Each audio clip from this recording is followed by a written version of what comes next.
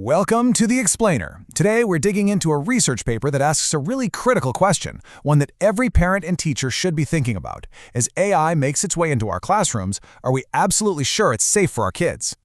To really get what's at stake here, we're not going to start with a bunch of abstract ideas. Nope, we're going to start with a real story from a real classroom in China that shows just how invasive this tech can get. You know, this quote, it sounds like something straight out of a sci-fi movie, right? But it's not. That's a real primary school student talking about something they had to wear in class every single day. So what on earth were they talking about? Well, the tech was a set of these high-tech headbands loaded with EEG sensors to monitor brainwaves. I want you to just picture this for a second. Every single kid in the class has one on, and there's a little light on the front that changes color in real time. Red means you're paying attention. Blue means your mind is wandering. It's this constant, visible judgment of a child's focus. And here's where it gets even more intense. Where did all that brainwave data go? Oh, it wasn't just for the teacher.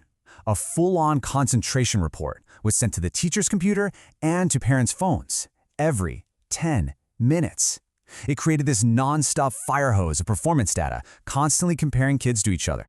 So this one, pretty startling example. It's not just some weird, isolated case. It really forces us to confront the huge question at the heart of the research paper, a question that's getting more and more urgent for schools all over the world.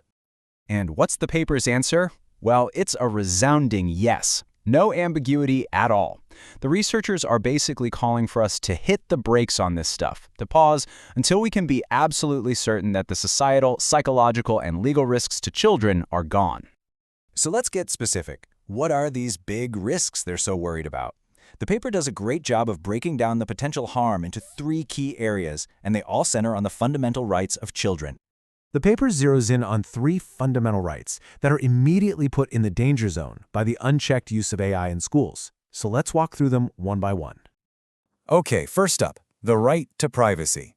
The paper brings up this idea of a panopticon effect. Basically, it's that feeling of always being watched. And when kids feel like they're under a digital microscope all the time, it's a real problem. It actually limits their freedom to speak up, to make mistakes, to just be a kid and figure things out without pressure. Second is the right to be protected from discrimination. Now, here's the thing with AI. It learns from the data we feed it. So if the data we use is already full of our own societal biases, and let's be honest, it often is, then the AI doesn't just learn those biases, it can actually make them worse, amplifying inequalities that already exist in our schools. And third, what about the right to complain, to get things fixed when they go wrong? Think about it. If an AI system makes a mistake that hurts a student's future, who's to blame?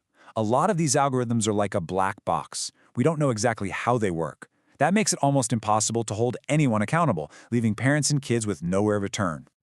And believe me, this risk of discrimination, it isn't some abstract what-if scenario. It has already happened on a massive scale. It was an event that came to be known as the UK's A-level fiasco. Okay, so here's what went down. The pandemic hits and it cancels all the big final exams for graduating students. So the UK government decides to use an algorithm to predict what their grades would have been. But, and this is a huge but, the algorithm had a fatal flaw.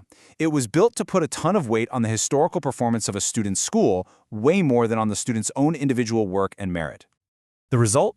An absolute catastrophe. Nearly 40% of all grades were downgraded by this algorithm. And it wasn't random. It disproportionately hammered high-achieving students from schools in poorer areas. The exact schools that didn't have a long track record of getting top marks. Now, there was a huge public outcry, and eventually the government had to scrap the results entirely. But for so many students who had already been denied a spot at their dream university because of some faulty code, well, the damage was already done. You can't just unring that bell. Okay, so seeing these risks in the real world is pretty sobering. The question is, how do we move forward without letting this happen again? The paper doesn't just point fingers, it actually proposes a clear framework to keep kids safe. And it's actually pretty logical. For each of those 3 rights we talked about, the paper lays out a safeguard that it says should be non-negotiable. To protect privacy, you need rock-solid data safety measures. To fight discrimination, you need to run mandatory fairness and transparency audits. And to make sure people can actually complain, you need to have crystal clear ownership and accountability. So after all that, where does this leave us? What's the big takeaway from this whole thing? Now, this is really important.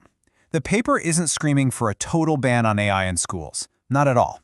What it's calling for is a responsible pause.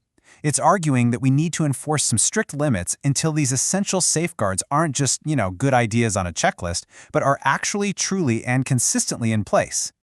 Because really, when you boil it all down, the message is simple but incredibly powerful. When we're talking about technologies that can literally shape a child's entire future, their fundamental rights can't be an afterthought. They can't be some feature you add later on. They have to be non-negotiable. And the paper leaves us with this one last powerful idea to chew on. It suggests we think of AI as a child that learns from what we show it. And if that's true, if it learns from the data we give it, then we have to ask ourselves a pretty serious question. What are we teaching these systems about our values, about fairness, about privacy, about justice? That's what we need to figure out before it's too late.